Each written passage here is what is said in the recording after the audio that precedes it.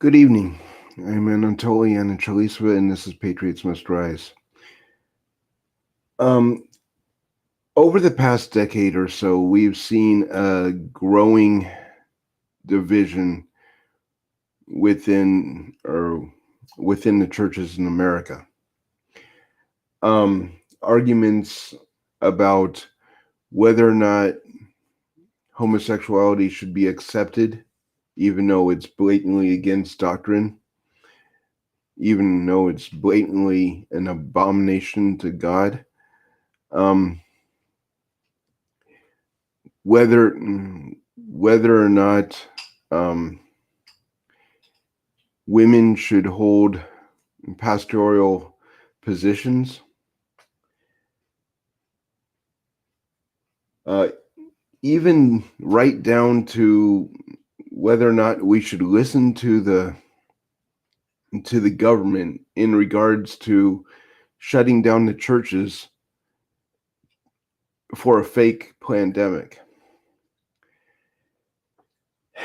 Now, why is it so important that this division exists in the eyes of the Democrats? Some would say, and I tend to agree, but there's always a practical application when it comes to Satan's work.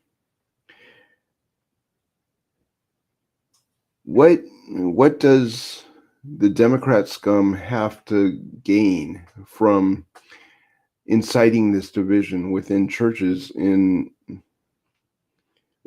or that worship a God they don't believe in? Simple.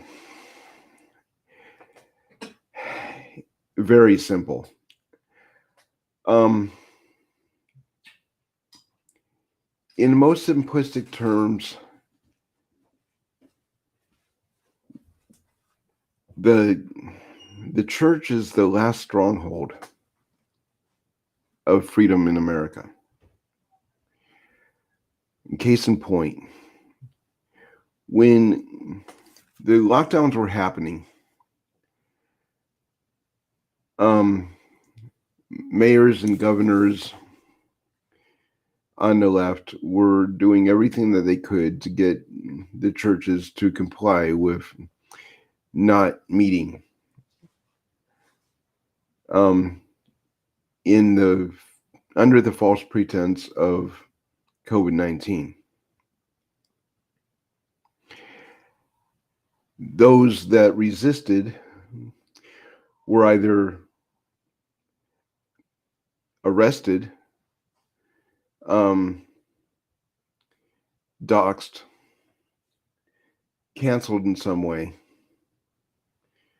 or in the case of my church, or the church that I used to call home because there's a lot of politics going on internally that don't want to get into right now.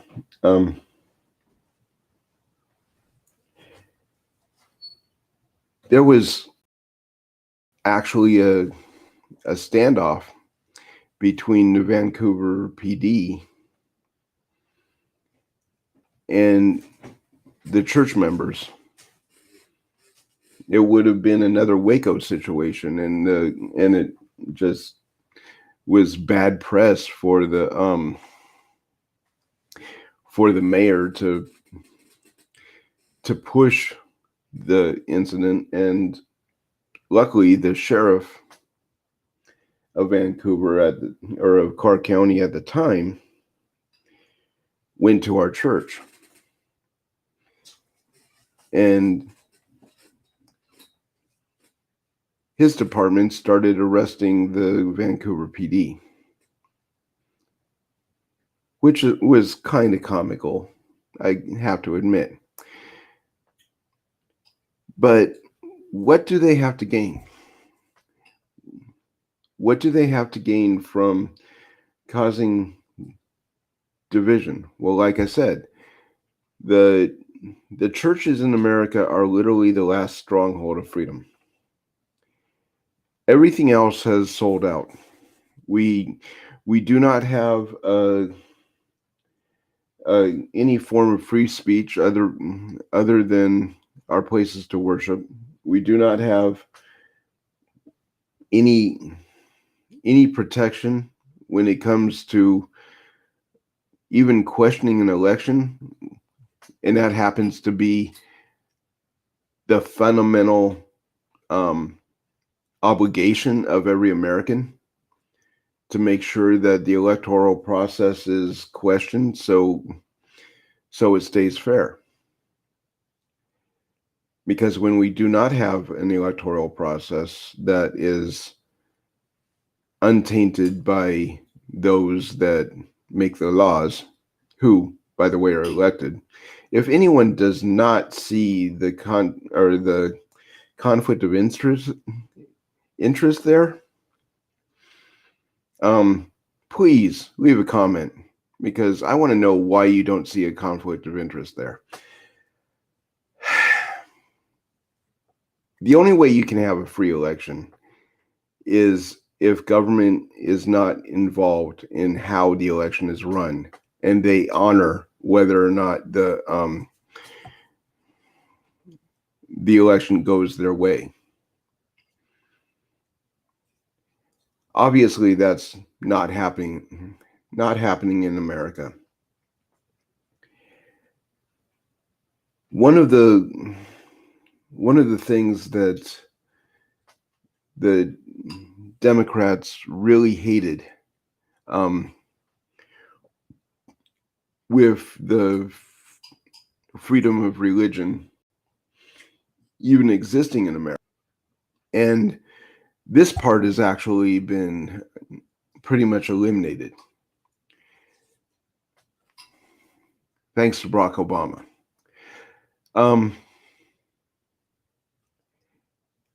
It used to be that the churches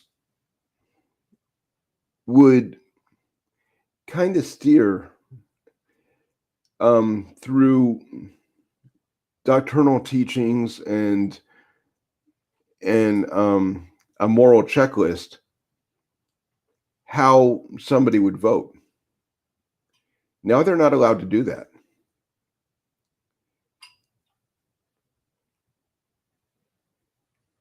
And I think that's actually part of the conflict that my pastor is having with the church that I go to, because their board of directors does not want to actually get involved in the political side of things. Yet at the same time, you kind of have to, because like so many people have said, politics is downstream of culture. If you do not put in check whatever is going on that you see wrong, that wrong could very well be voted into law. And we're seeing it happen all over the place, where state representatives and congressmen are actually trying to advocate for a leniency or even acceptance of what do we call pedophiles now? Minor attracted persons. That doesn't exactly equate with dead man walking, but okay. They want leniency because, well, the Democrats are in fact nothing more than pedophiles.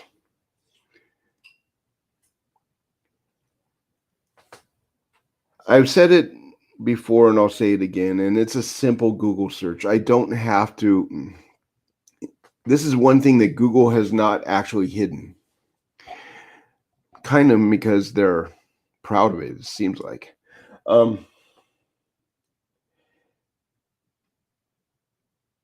Homosexuality is not a naturally occurring thing. When a minor is when a minor is abused before the love map is actually formed, it distorts the love map. That's why grooming is so dangerous. And that's exactly why the left wants the queer theory taught as early as kindergarten. In the state of Washington, it is actually law that gender theory is taught in some form from kindergarten to 12th grade. Otherwise, that school district does not get the funding that the taxpayers should not be paying them in the first place. I believe that there are actually other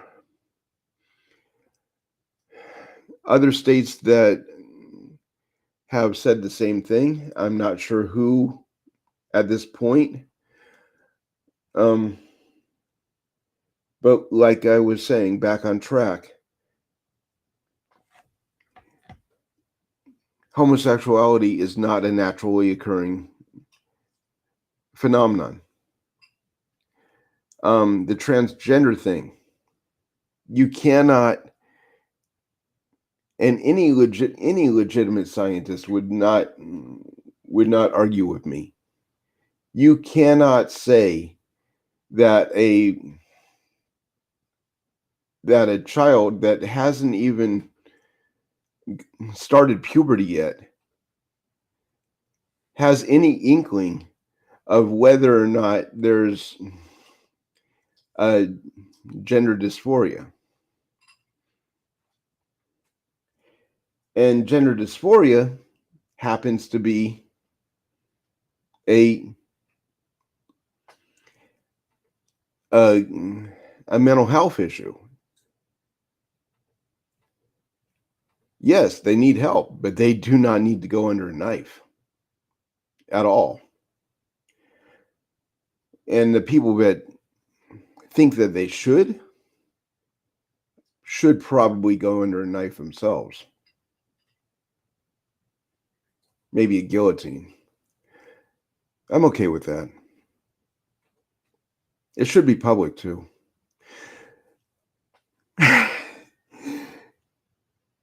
The reality is that the division in the churches has been there throughout American history. In fact, America wouldn't exist if it wasn't for the division in the churches. If it wasn't for the Reformation and the constant bickering between the Protestants and the Catholics, the Protestants would have never come to America. They would have never settled here. They would have never had to. If it wasn't for the constant censorship of the Catholic Church, there wouldn't have been a Reformation. And I have personal experience with that. The Catholic Church actually paid for my education. So, and what I mean by that is the councils, starting with the Council of Constantinople, maybe on down to Trent, was very um, was very careful to censor what actually was taught in the dogmatic teachings of the Catholic Church. They censored books that bring question as to who Jesus actually was. Basically, because the books in question flat out tell you who Jesus actually was. Instead of this extremely mythical origin, they put an element of humanity into Jesus' existence. I don't see anything wrong with that. Now, there are some things that are suspect in, well,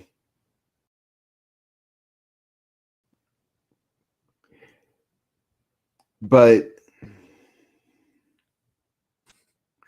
when you're willing to actually take a chapter out of the book of Daniel,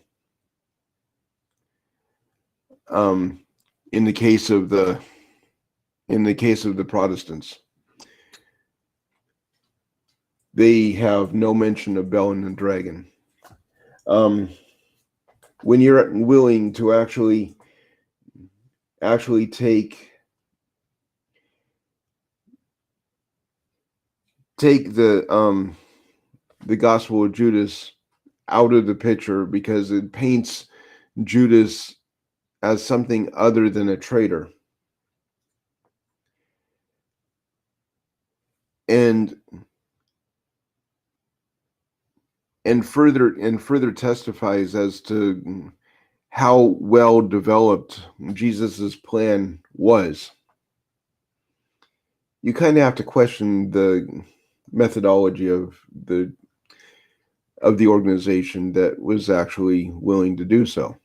I mean, we question the Nazis all the time for burning books. Why aren't we questioning the church? Why aren't we questioning the woke left for their constant desire to censor?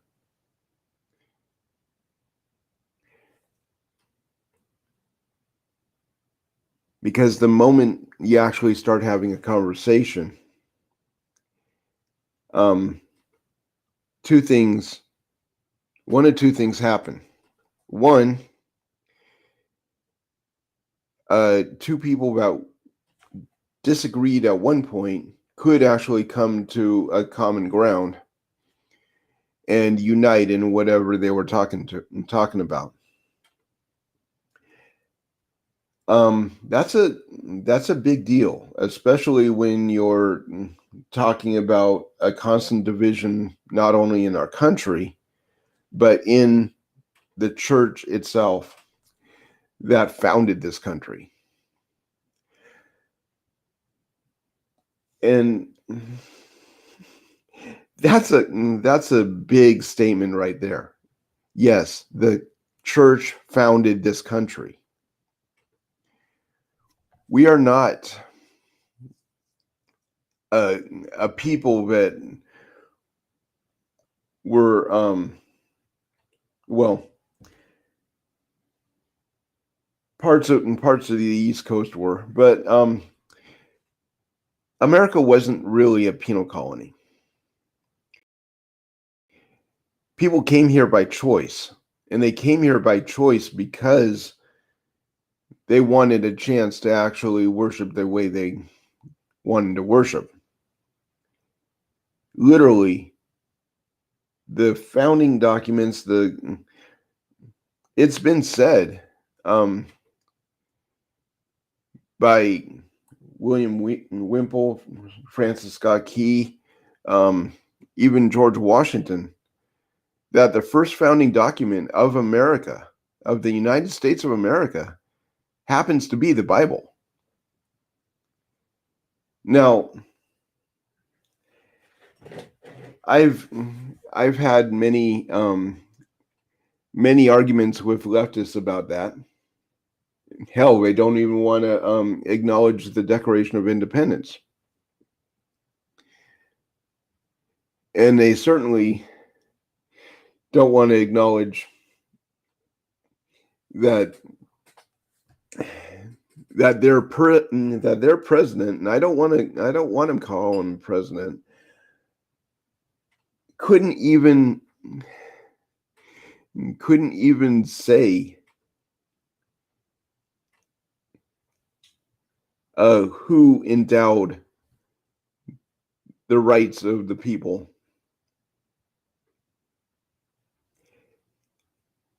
That is embedded in the preamble of the Declaration of Independence.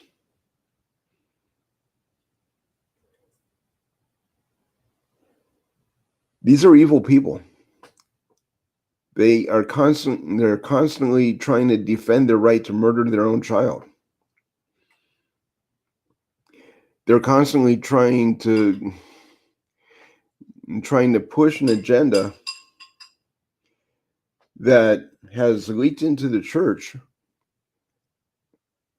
In fact, there's a Lutheran church very close to where we live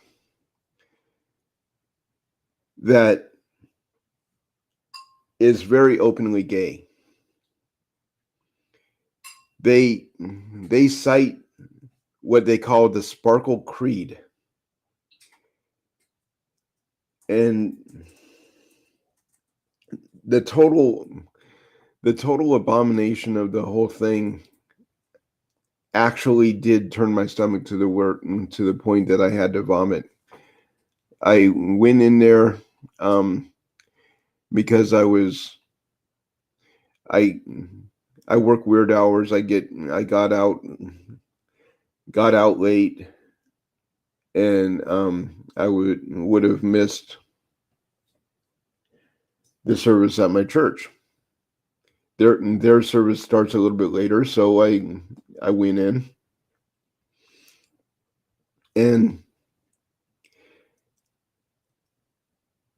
it was very off.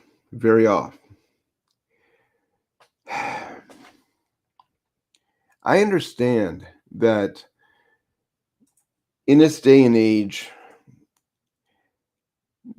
churches need to appeal to everybody, to where they feel accepted.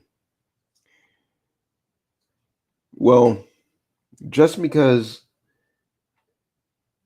somebody wants to feel accepted does not mean that the church is supposed to accept their lifestyle. Love the sinner, hate the sin.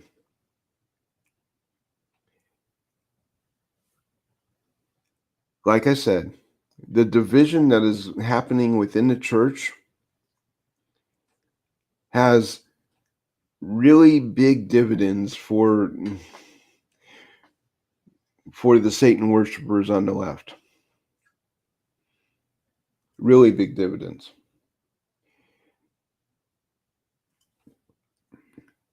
One of the biggest and most obvious dividends is the fact that if none of the congregations are actually willing to talk amongst each other,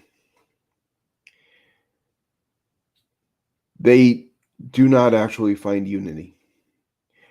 When there is no united front against the government,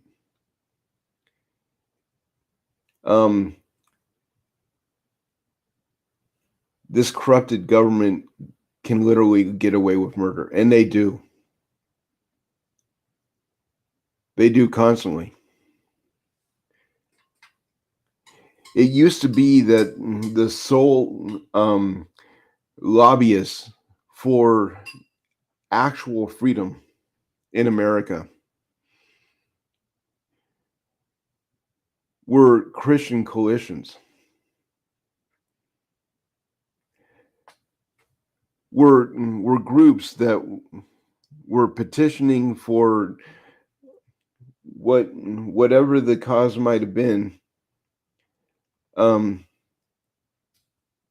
and actually making their voices heard to the representative. Now the representative doesn't give a damn what is said, because they're they're interested basically only in what their agenda might be. I'm not sure what their agenda is half the time. I don't really care. My point is that if we don't have a voice talking to these elected officials on the united front, we have queer theory being taught in schools. We have it passed by the state legislatures that this is going to be law. That would have never happened if our churches would have stuck together. It never would have happened. We would have never had gay pride parades. We would have never had gay pride parades where these things were walking down the street, marching down the street naked, screaming, "We're here, we're queer, we're coming for your children." Because they would have felt the oppression that they should have felt.